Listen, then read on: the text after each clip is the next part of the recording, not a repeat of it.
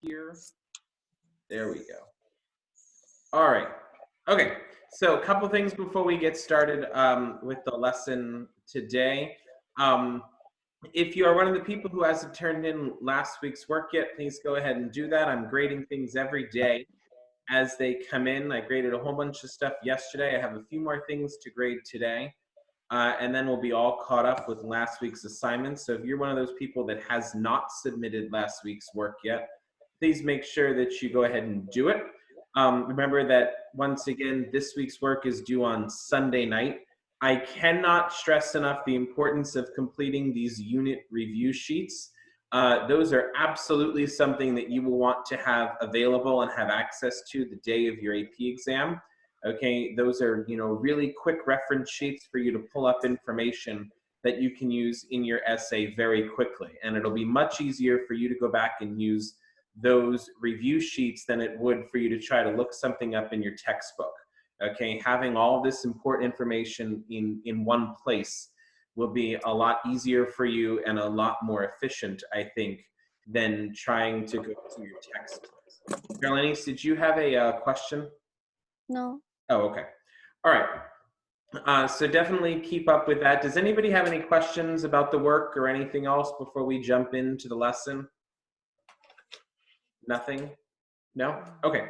All right. So then let's go ahead and get started with the lesson. We're going to be talking about two land-based empires today. The first one is going to be up in China, and then the second one is going to be in Japan. Now, the one about China goes pretty quickly. I'm sorry, the one in China is a little bit longer than the one in Japan. So the Japan lesson, part of this lesson, will go very, very quickly. China's going to take a little bit longer for us to get through. Okay, so we're going to do the longer one first. So we've already discussed, or we discussed on Monday, 3 of the land-based empires. Hold on, we have some people in the waiting room. Who are Sharon, okay, Alicia, I know who that is. That's Alicia Herring. But who is Shannon? Hold on a second. We're going into the waiting room to see who these people are. Hang on a second, everybody. Okay. Sharon, Alicia, and Frank. Except Shannon for fun? No, we're not doing that. Sorry, Karina. We'll let Alicia in. There we go. Okay. There we go. All right. So getting back to where we were. Hello, Alicia. Sorry. We were trying to make sure that it was really, really you. Okay. Anyway, so what I was saying is we've already talked about 3 of the land-based empires. We talked about the 3 Muslim or Islamic land-based empires on Monday. Actually, 4. We talked about the Ottomans, the Safavids, the Mughals, and then Songhai over in Africa. So today we're going to shift to the east a little bit and talk about 2 more land-based empires. The first being China, okay, which starts with the Mongols and then continues on after them. And then the second being over in Japan. So that's sort of what we're looking at, where we're going today. Okay, so as I said, the first part of the Chinese Empire during this time period of China as a land-based empire, the first part of that begins with the Mongols. Okay, so we're still in the Mongol Empire, which we talked about last week a little bit. This is continuing. Okay, we know that China is first conquered by the Mongols around the year 1230 or so, when they established the Yuan dynasty. Okay, so this is still Mongol rule within China. We know by this point it is not Genghis Khan anymore. It is now Kublai Khan. Okay, and we know from the previous lesson that he had already set up a tax system based on farming. Okay, so he had already modernized the Chinese tax system. Some other things that he does during the early years of his rule. Okay, we know that he begins to exchange experts between the East and the West. Now, what does that mean? It means that he sends Chinese scientists to Europe to learn, and European scientists come into China to learn. Okay, so it's a two-way system.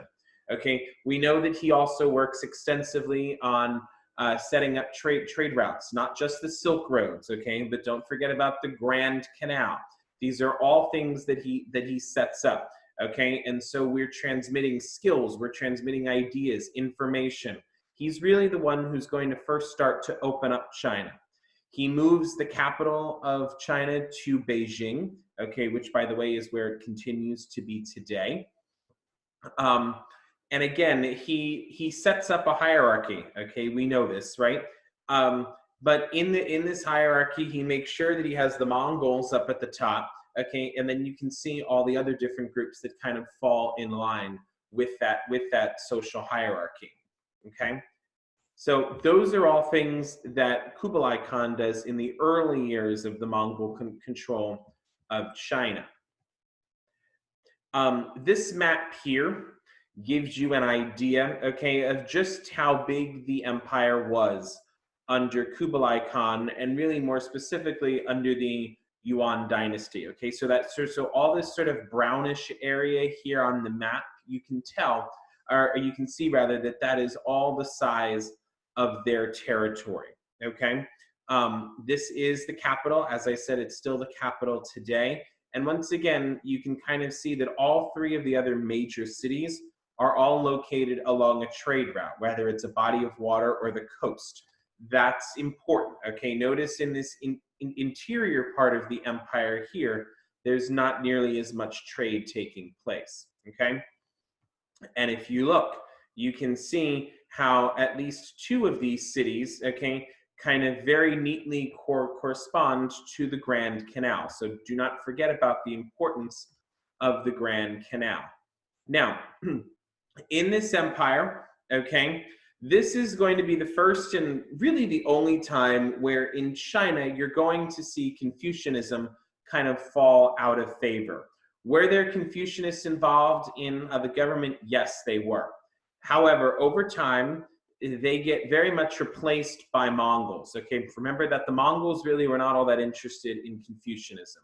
And so the Mongols begin to appoint merchants who the Confucianists, by the way, absolutely hated. Okay, and so they begin to appoint these other groups of people to take over the government. Okay, when we're talking about tax offices and finance offices, okay, in those instances, we're going to see a lot of Persians and a lot of other Muslims filling those offices. Okay, we know that the Chinese hire Muslims to work on developing a calendar, okay, and to work in the field of astronomy. Muslim scientists at the time were the best in the world, and so the Chinese were looking to hire these people. So really, under the Yuan dynasty, okay, it really does become very cosmopolitan, meaning that they're bringing in all these different groups of people from all around the world. Okay, they really wanted the best and the brightest people working on these projects. This was something, as you can imagine, that very much angers the Confucianists. Okay, and you're going to see this play into the economy as well. Okay, because as I already mentioned, the Confucianists get really annoyed when the Mongols start to promote the merchant class. Okay, they were, remember, despised by the Confucianists. So this is an important change. If we're talking about continuities and changes over time, this is a change over time. We are now seeing the merchant class kind of rise up to a much higher status. Okay, the merchants become very privileged under the rule of the Mongols, and they're able to hold a lot of high-level government positions. Now, as a result of this, a lot of these former elite classes, they now have to look to other jobs and other opportunities because they are no longer simply getting these high-level government jobs based on who they are. Okay, there's a lot less importance in the civil service exam, so that's another change. Although the service exam itself never goes away, and it's still around today, even in this country. So that's kind of continuity, but in terms of its importance, that could be classified, right, as a change over time. Okay, You are definitely seeing a very large and very important merchant and business class rise up during this time. And the agriculture, which had previously been probably the most important part of the Chinese empire, that gets damaged, okay? They're being taxed too high for it to really matter much. The fields themselves have been literally damaged by the Mongols because of their endless wars and their endless conquering of territory, and just the kind of constant progression of these armies. Now, with their economy, one of the things that they tried to do that they were ultimately unsuccessful with was using paper money. Okay, the paper money system at this point in time really doesn't take off because people really would prefer at this time the gold standard, um, simply because they know what the value of gold was, right? The value of paper money is constantly changing. There just wasn't a whole lot of faith yet in that paper money system. So you're still going to see the gold standard and then later silver being used as the primary system of money. However, as I've mentioned to you with the Mongols, they're a very important dynasty, but it's a quick dynasty. It's like literally a moment. Historians, again, refer to it as the Mongol moment because they're very important, but they're very important for a short period of time. Okay? And so the fighting and the wars really begin to start in the 1340s.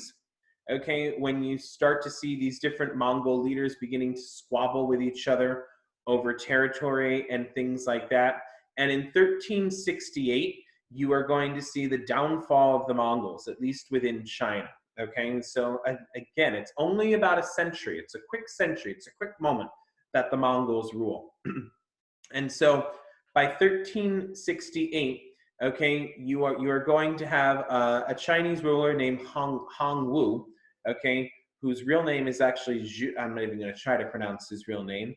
We'll know him as Hong Wu. Okay, he defeats the Mongols, ends the Yuan Empire, and really brings China under the control of the new Ming dynasty. Now, just because he's in charge now doesn't mean that there aren't still Mongols there. There are.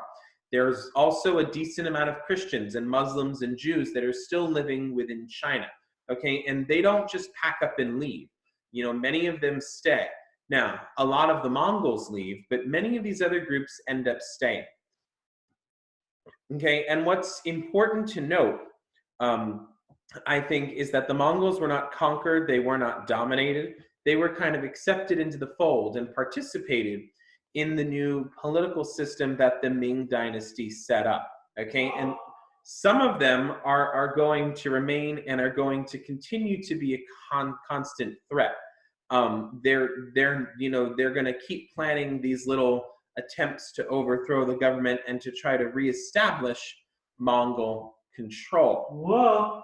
Okay, now under the Ming dynasty, under the Ming dynasty, okay, we start to see more of a return to traditional Chinese culture, meaning that they're trying to get rid of everything that the Mongols had brought in and really return them to Chinese culture. So you start to see this return towards traditional Confucianism, this idea that they're trying to eliminate any of the modern, anything that the Mongols had brought in. So they're again looking back to their past.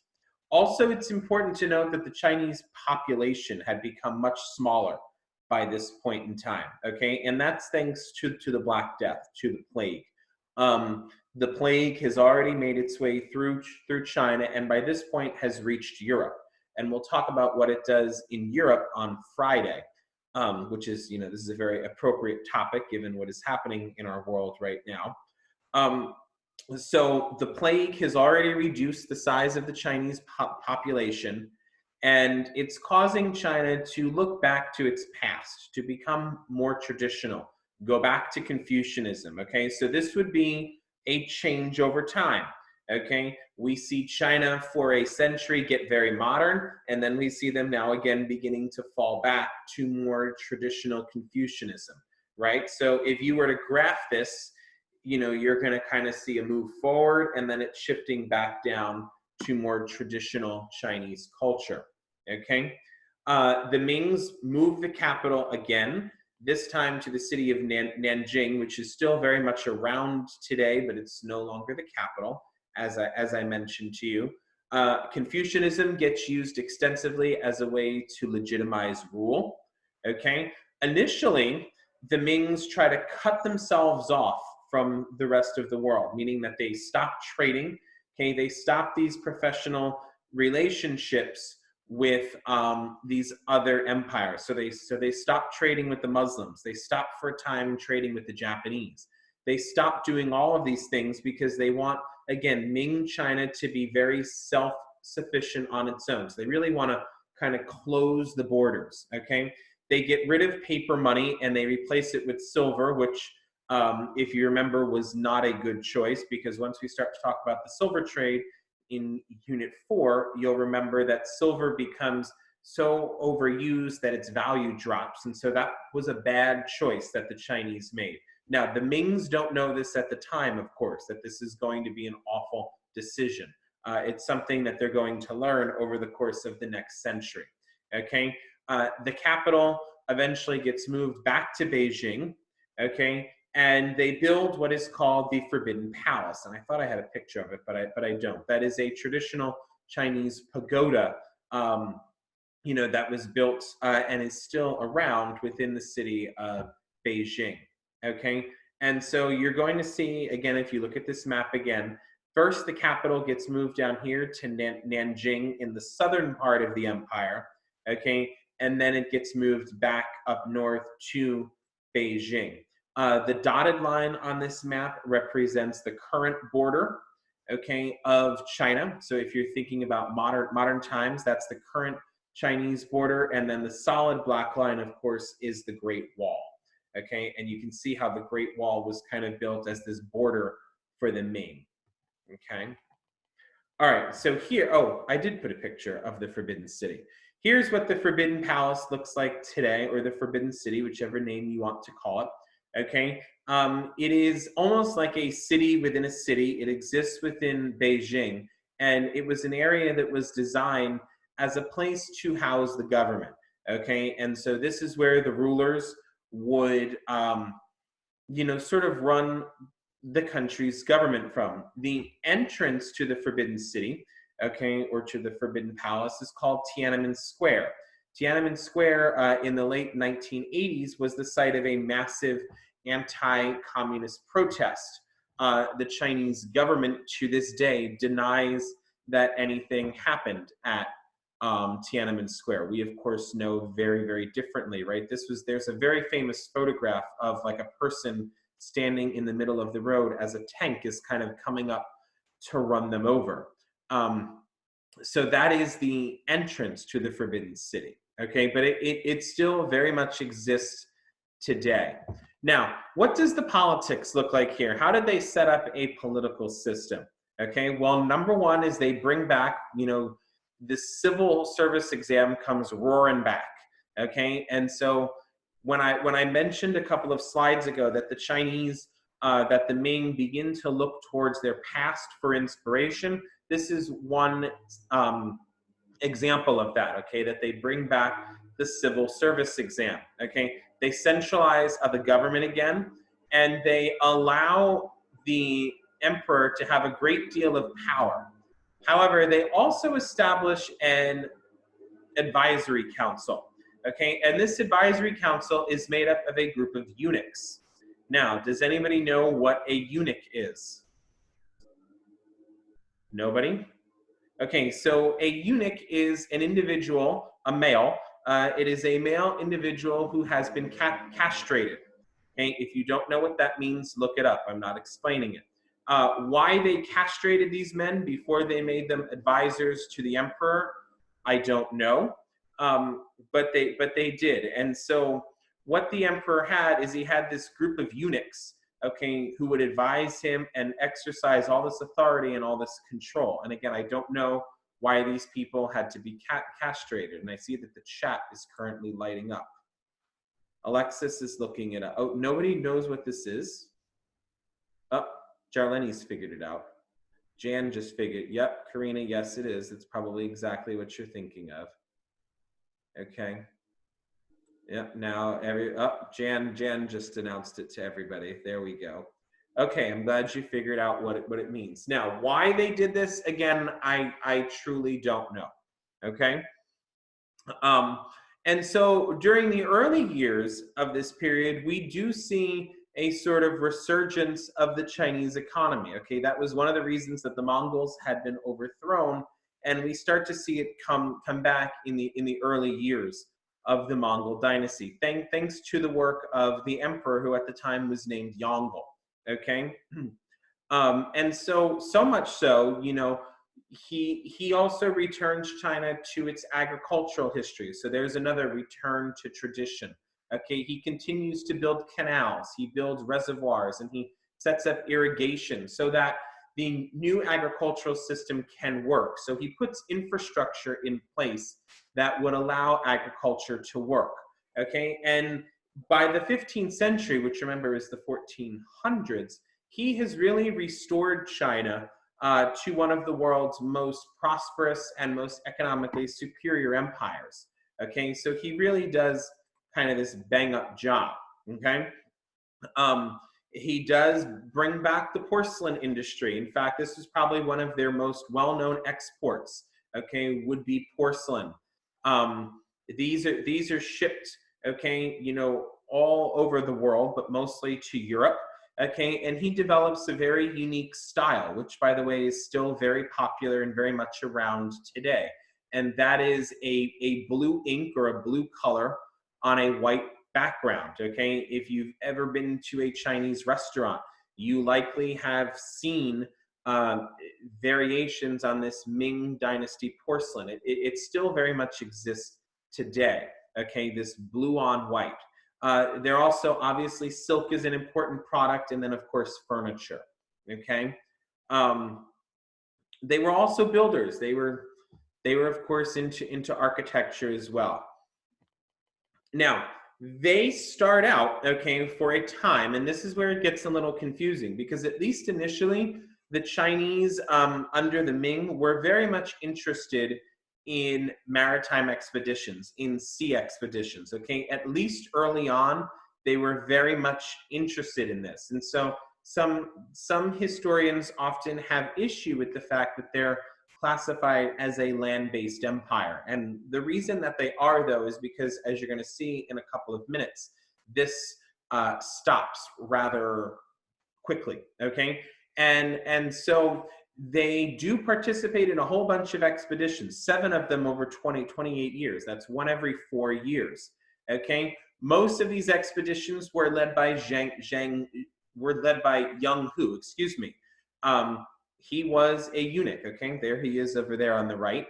He looks awfully happy for a man who has been castrated, but nevertheless, he was, and we mentioned him last week. Okay, he was a very famous naval captain. Okay, so he's leading all of these expeditions over time. Okay, and he goes as far as East Africa. So he makes it all the way to the African coast, as well as Southeast Asia. Okay, which would be India, of course, Indonesia, Arabia. So he visits with the Muslims. Okay, and so his goal, as we mentioned the other day, is to get as many of these people into the Chinese tribute system as possible. Okay, he wants to bring them into the system. Okay, oops, sorry. Because he figures if he's able to bring them into the system, these are people that could be paying taxes, and this is money that could be going into the Chinese treasury. So that is his reason for trying to set up all these different colonies, or really visit all of these different places. The red lines on this map show some of the different voyages that he makes. So like I said, he goes all the way down into Southeast Asia, down here by Java. Okay, this is modern day Indonesia, Vietnam over here. Okay, here we have modern day India. Okay, you can see then he goes over to the Arabian Peninsula, and then finally, or at least eventually, all the way to East Africa. So he's setting up contact with all these different groups of people. Now, I really like this graphic because it gives you an idea of the size of his ship versus Columbus's ship in terms of how much further advanced, or how much more advanced the Chinese were compared to the Europeans. So obviously, this one up here on the top, this is Young Hu's ship, okay, and then this is Columbus's ship down here, which, as you can see, is not even half the size, okay? And so he's using, okay, a very large junk ship, okay, that one down here at the bottom left. Those were going to be the largest ships. These are the flat bottom ships. Like if you see it here, it's a very flat bottom. These were designed for long distance trade and long distance sailing. The Dows were the mid-sized ships, excuse me, and these were typically set up for Indian Ocean trade. So these were not designed for sailing around the world. They were designed for medium-sized voyages. The Caravel, which is the ship that Columbus uses, okay, these are ships that did travel across the Atlantic Ocean. They were not obviously as efficient or as good as the Chinese ships, okay, but they were easily maneuverable and could sail across an ocean, in particular across the Atlantic Ocean. Whoops. Okay, so why did China, what was China's purpose in these expeditions? Couple of things. Number one, first and foremost is Young Hu wanted to bring order to the world. Now, what does that mean? Okay, it means that he wants to establish China as a world power. He wants to bring these groups of people under their control so that they can be part of the tribute system, meaning that he wants them to pay money. He's not interested in really colonizing. He's not interested in conquering territory, okay? He's not interested in spreading culture, okay? He's not interested in any of those things, which is why this is not going to last that long. These are all motives of the Muslims and later will all become motives of the Europeans. They are not motives of the Chinese. Okay, now here's why they're not classified as a maritime empire, okay, because this sort of exploration stops very, very abruptly, okay. One, because it becomes expensive. Okay, another reason why this abruptly stops after 1433 is because the emperor dies. Yongle dies. His death really leads to a major halt. He was the one who was pushing a lot of these expeditions, and after his death, they really brought it to a stop. Another reason is a lot of these officials within the government already saw China as being self-sufficient and didn't think that they needed this. They didn't think that they needed more people paying taxes. They said, no, we are fine as we are. Why should we do this? Okay. Some of them felt that these expeditions were nothing more than a hobby for these eunuchs. And so they didn't want to appease the eunuchs, so they said, no, we're not going to do this anymore, okay? Some of them had kind of the foresight, okay, to realize that they had a real problem up in the north, up near the border with Russia, okay? And they had these barbarian invaders up on the steppes planning invasions, and they felt like that's where they should be concentrating their energy. And so with the decline of maritime trade, we're ultimately later going to see the decline of the Ming themselves, okay? These invasions from the north are a very real thing, and you know, this being the time period that it is, the Great Wall is not going to keep them out anymore, okay? The Great Wall is no match for cannons, okay? The emperors are going to become much weaker, okay? You're going to see a lot of fighting over who really rules. The peasants are going to get angry and they're going to rebel, and I feel like that always happens, okay? Peasant revolts seem to always be a thing, okay? As I mentioned, you are going to have a new group who's going to take power. This time it becomes the Manchurians, okay, or the Manchus.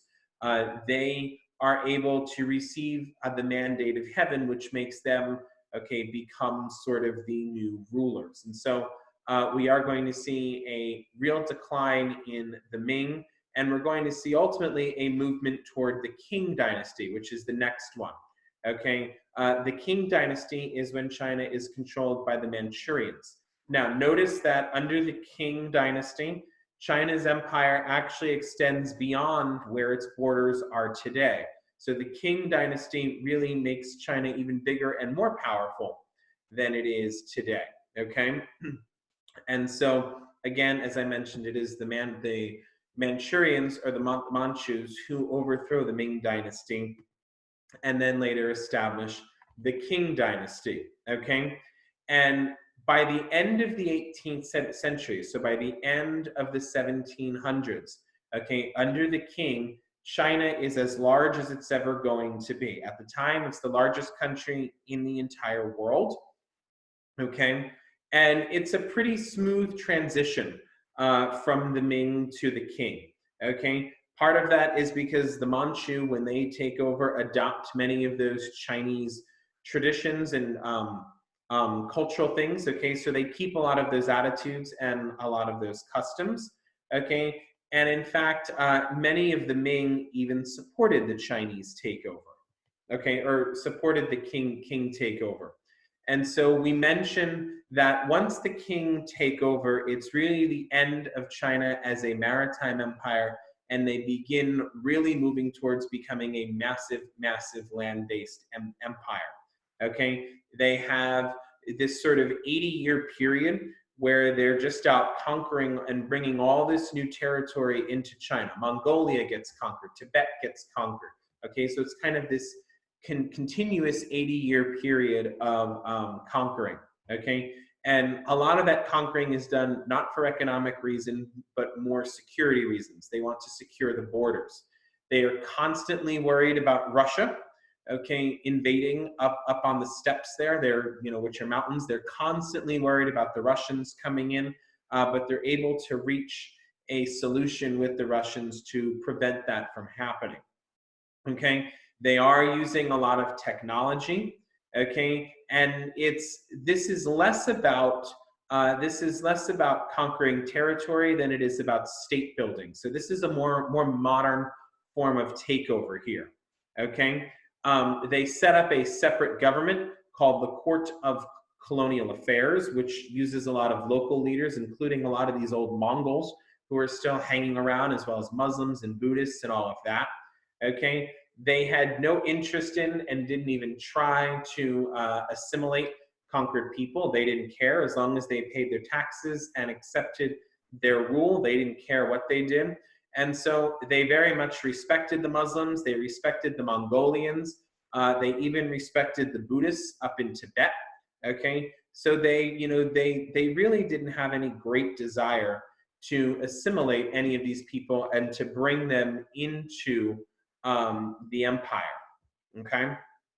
Now, when we talk about the Qing expansion, meaning we talk about the expansion of this empire, what were some of the outcomes? And this is going to be a rather important slide that you might want to refer back to later, okay? Because these are going to be some of the long-term effects or long-term outcomes of the Qing dynasty. And so we know that they expand China's power, expand China's influence. They bring a lot of these non-Chinese groups into the empire.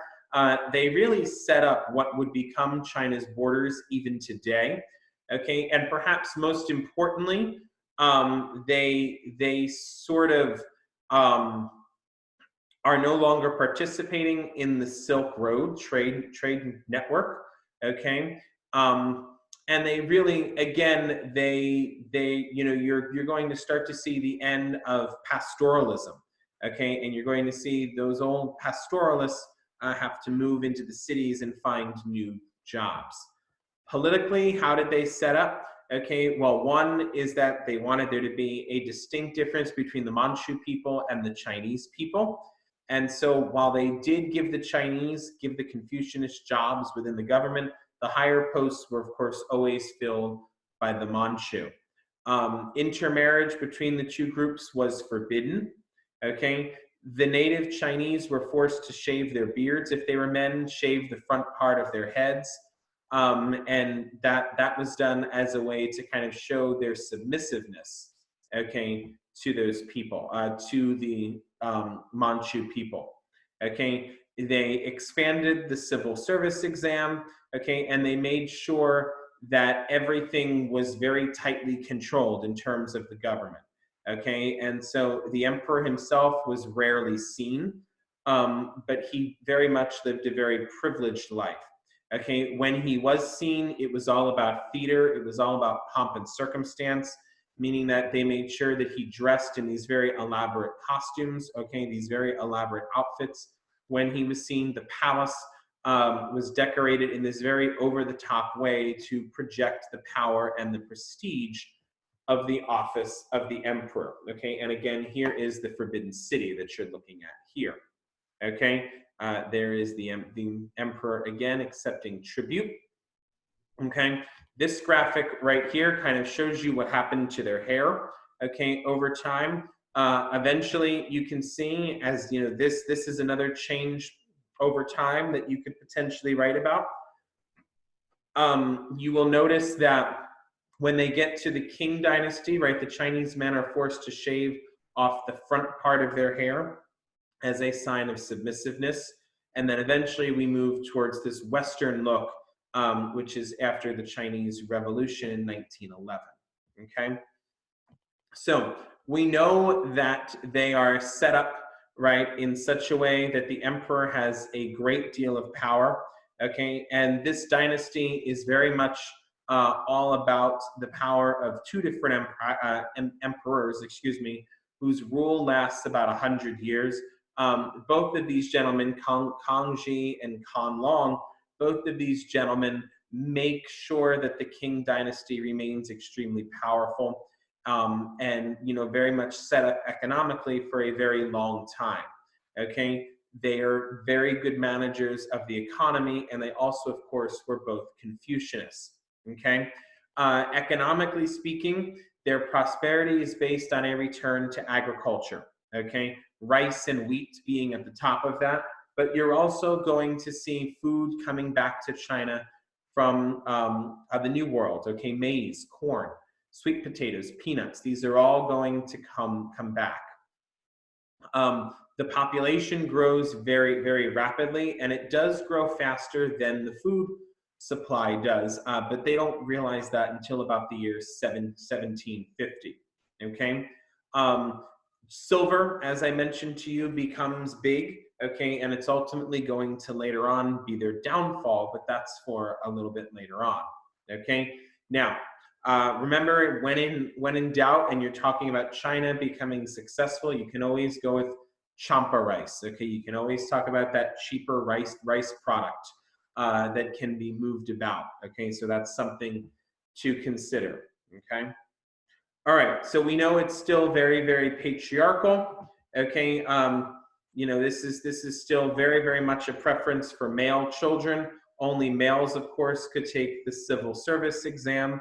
Okay, foot binding is still very, very popular during this dynasty. And in fact, if you were a woman, not only could you not divorce your husband, but you were considered so much a part of your husband that you were encouraged just to kill yourself after your husband died. Like, that's how closely linked, the chat's lighting up. That's how closely linked women were to their husbands. Okay, I agree with you. No, thank you.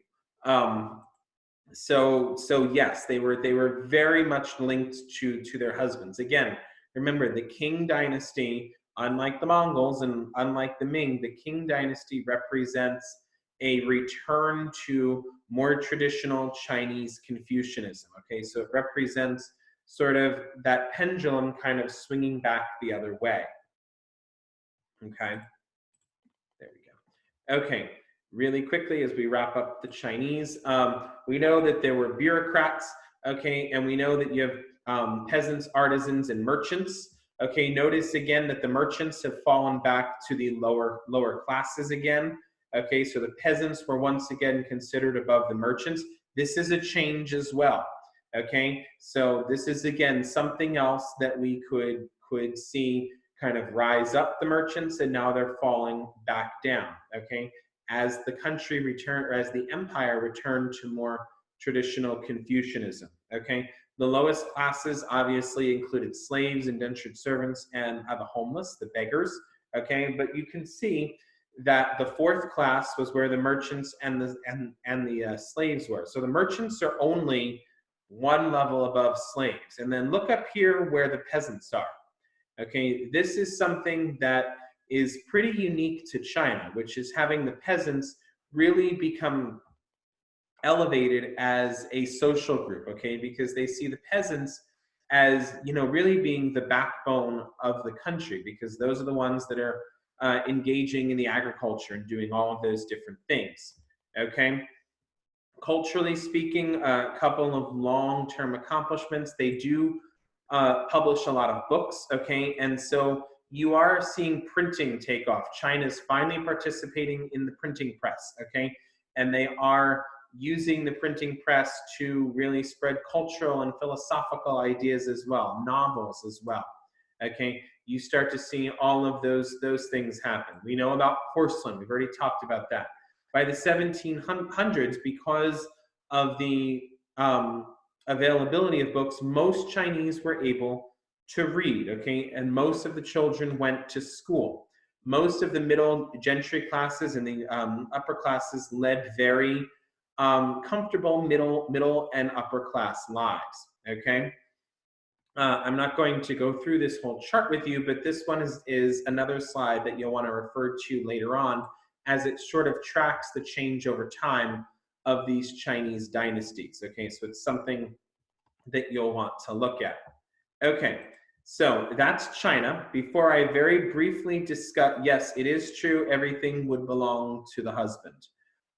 Even the children, yes, Charlene said is 100% true. Let me check and see. Women were not worthless. I mean, well, they were to the Qing dynasty, yes. Okay, but no, you are not worthless now. Kayla hates men. Let's see. Is Mulan real? Yes, there is a character named Mulan. She is a real historical figure. Okay, her story is very different from what the Disney film makes it out to be. I have been told, although I haven't seen it yet because of this stupid virus, but I have been told that the new live action version of Mulan is much more historically accurate than the cartoon. I don't know if that's true yet because I haven't seen the movie, but the animated film, much like Pocahontas, the animated film really takes a lot of liberties with them, okay, with her story. I have been told that the live action film, which was supposed to come out a couple of weeks ago, does a much better job of that. And so I think it's coming out now in like July, I think. So I look forward to seeing the new movie to see if it's a little bit more historically accurate, okay? So since women were worthless in the Qing dynasty, does that mean only the men were able to read, or was that one of the new freedoms that they were given? No, women learned to read. They didn't really go to school, so they were mostly self-taught. And the reason that they could read, they didn't have to do it secretly, okay? But the reason that they could learn to read is because books were so widely available by this point in time. The printing press has made things, has made printed materials cheap and easy to obtain. And so because of that, women did learn to read, okay? All right, so we'll talk about the Japanese now. They go pretty quickly. Whoops, forgot to share the screen with you. As I said, the Japanese are going to go pretty quickly. Can you guys see this now? Can you see Tokugowa, Japan? Yes? Okay, good. All right, so like I said, this one goes pretty quickly. Okay, so we already know what the learning objectives were because I talked about them already. Okay, one major difference between the Japanese and the Chinese is going to be their social class. Notice in the Japanese social pyramid, the peasants are much lower on the social structure. The merchants are still at the very bottom, again, because those are just salespeople. They're not really doing much, okay? There is an emperor, but the emperor has very little power, okay? Most of the power is controlled by the country's top military leader, who is called the shogun, okay? That is Usually it was an army general, could have also been a navy captain as well, but for the most part, it was an army general, okay? In terms of the local control, okay, you had a group of people called the daimyos. These were like lords, okay, and so you should realize that this pyramid that the Japanese have is very similar to the European feudal pyramid. Okay, Japan had a system of feudalism the same way that the Europeans did, and on Friday we'll talk about European feudalism, but you should be able to see that the Japanese had a very similar system. Notice down here near the bottom, you have the peasants. But notice, though, that the peasants made up about 90% of the population. Okay? Obviously, as I said, you have this sort of figurehead emperor at the top. Then you've got the militaries. Then you have the warrior class. Okay, these are going to be like your knights. Okay, so these are going to be like your knights. Okay, and of course we all know about the samurai. Okay, that's probably the most famous of the warrior class. Okay, but they very much exist there in the middle. Speaking of samurai, there they are. There's some samurai for you. Now, what do we know about the samurai? Okay, besides the fact that these were the Japanese versions of knights, they were professional fighters. They spent their whole lives training. Okay, they were actually called warriors. And there was this sort of unwritten law code that they followed. It's like an unwritten rule that they always followed called the Bushido. Okay, and the Bushido stresses a number of different things. It stresses frugality, which means not living outside your means. It stresses being loyal. It stresses martial arts, okay? A mastery of martial arts, and then always maintaining honor until death. The samurai believed that if they did something that was dishonorable, the only way to regain their honor was to commit suicide. And so the samurai engage in a lot of ritualistic suicide by taking their own sword and by stabbing themselves in the heart with it, because suicide was thought of as a much more honorable means of death than some other ways. Okay, like being captured by an enemy and letting them kill you. They would always opt for suicide. Okay.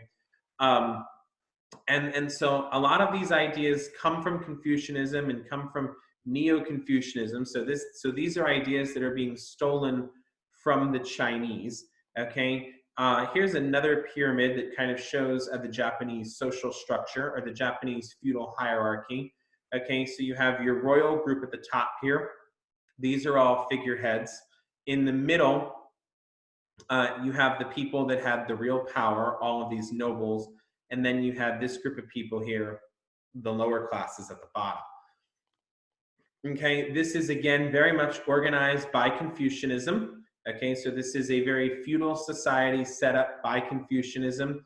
You have your ruling class up at the top. You have your middle class, like your peasants and your artisans in the middle.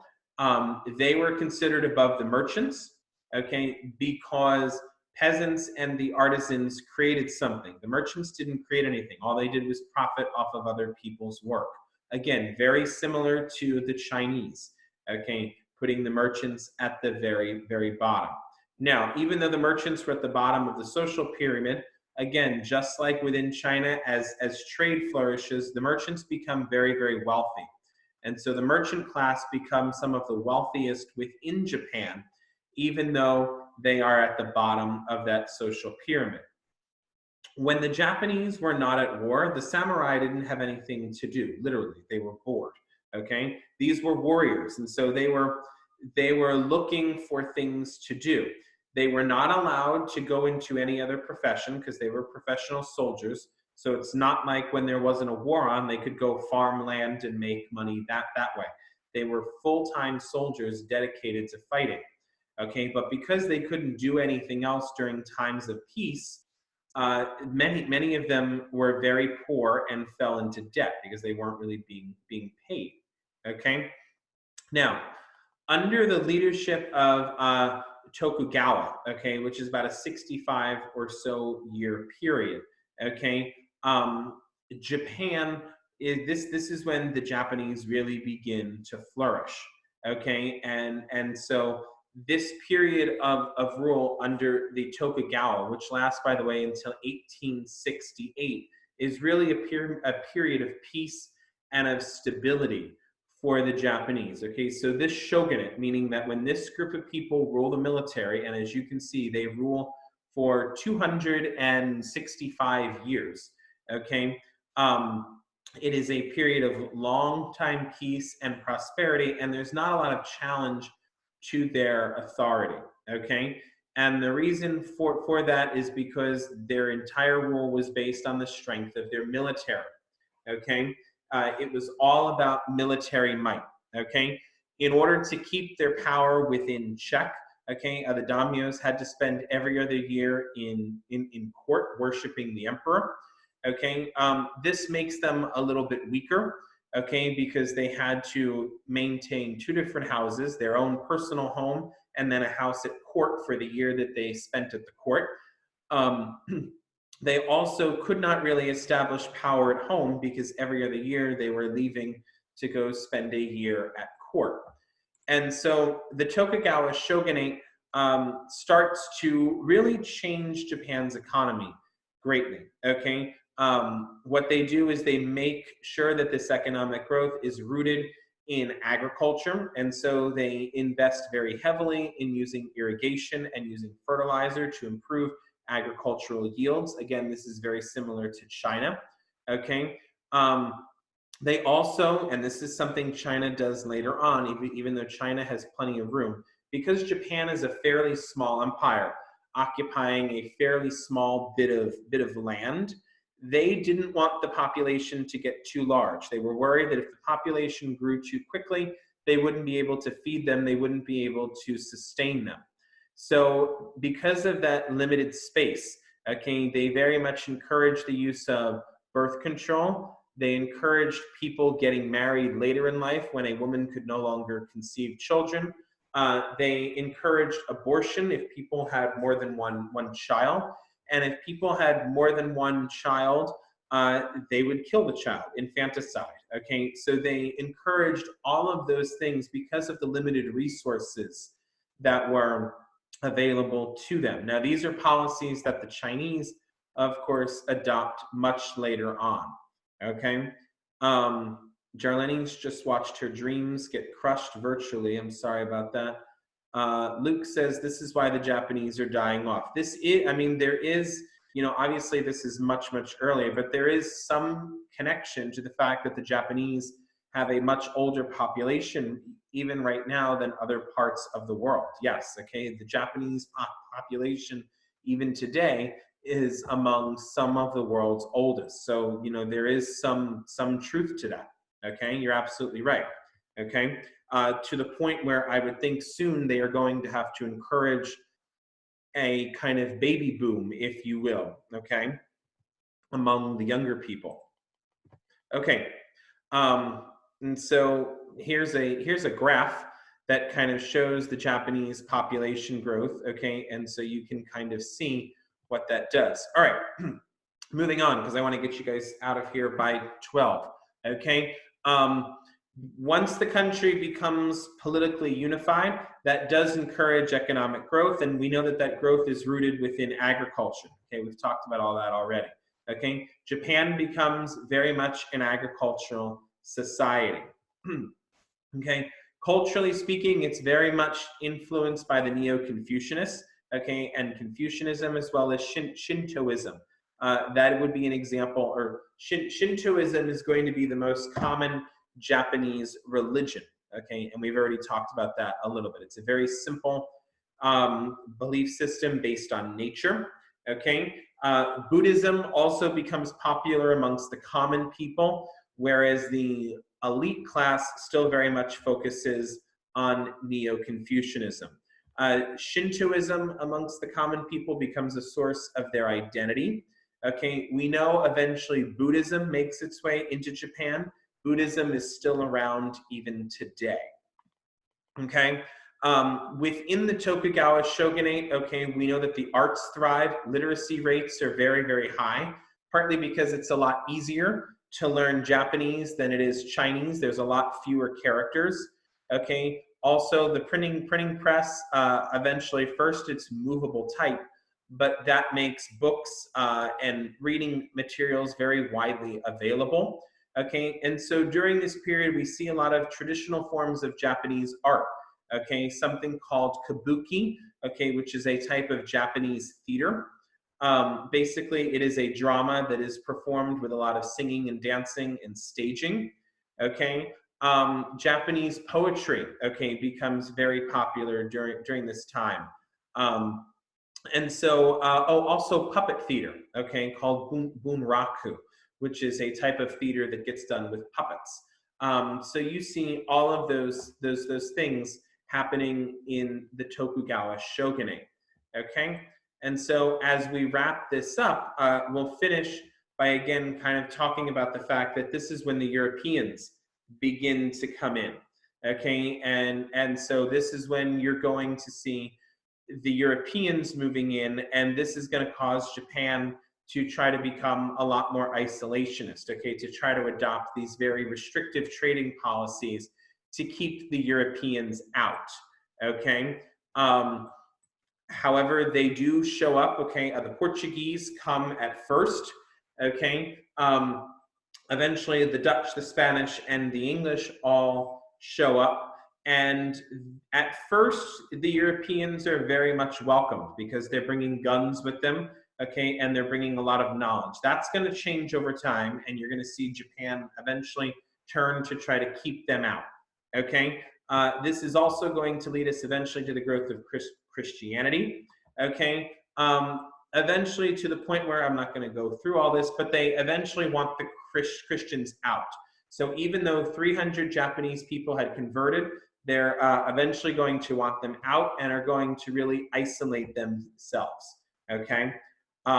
Here's an example, by the way, of Japanese Christianity, okay? All right, so I know that was a very quick wrap up. I'll post the PowerPoints so that you can look them over. Sorry about that I went through the last part quickly, but I will post the entire PowerPoint so that you can look all of that over later. So before we wind down the call, does anybody have any questions? No? Okay. All right then, have a wonderful afternoon, everybody. I will see you all on Friday morning, same time. Enjoy the next couple days. Keep working on those assignments, and I will talk with you all later. Yes, make sure you like, share, subscribe if you like the video, and I'll get some new content out to you guys soon. All right, bye everybody. Boy. Bye.